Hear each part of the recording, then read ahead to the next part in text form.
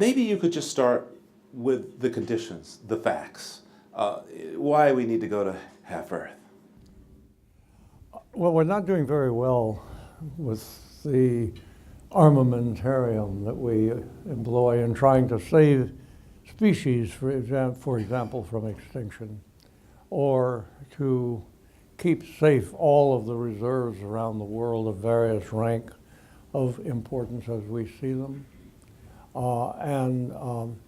So the figures are the following. I thought that I'd just recite them quickly to show where we stand today.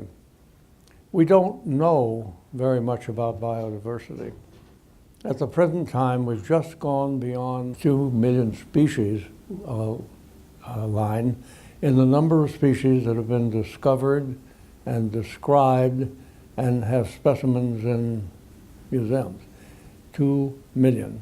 The estimated number to exist, we do this with statistical inference, is approximately 10 million. Thus, we only know 1/5 of the species that live on Earth. Most of these species are the little things that run the Earth, is the way I like to put it. The insects, the crustaceans, the nematode worms, which are so abundant, those nematode worms, that it's said, and immensely diverse as key elements of the ecosystems, that it's been said that if you removed all solid matter magically on the surface of the planet, except nematode worms, most of it would still be outlined in nematode worms. So our appreciation, our understanding of the rest of life on Earth is very elementary. For plants, it's better, flowering plants. For animals, it's still terrible, particularly with the smaller animals. With microorganisms, it is still like another planet.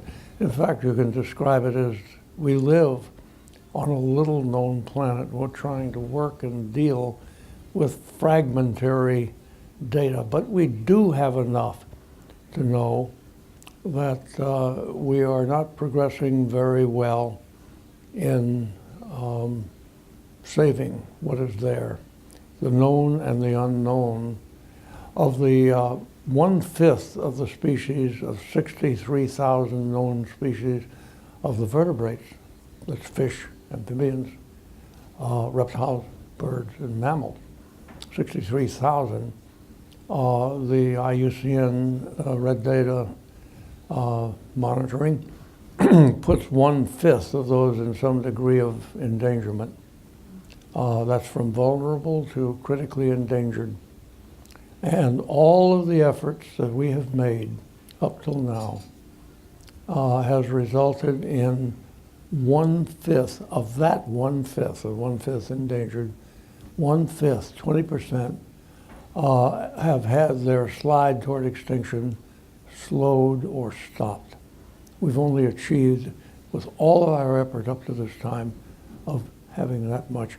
And the way I like to put it, it's similar to an accident victim being brought into the emergency ward.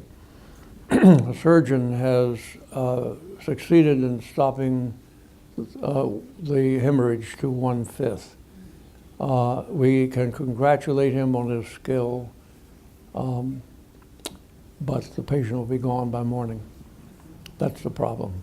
And all of the conservation biologists all agree that of the forces of extinction that's reducing our natural environment, our living environment, so rapidly and with such difficulty at slowing, this is mainly due to habitat loss, which brings me to the Wilderness Society.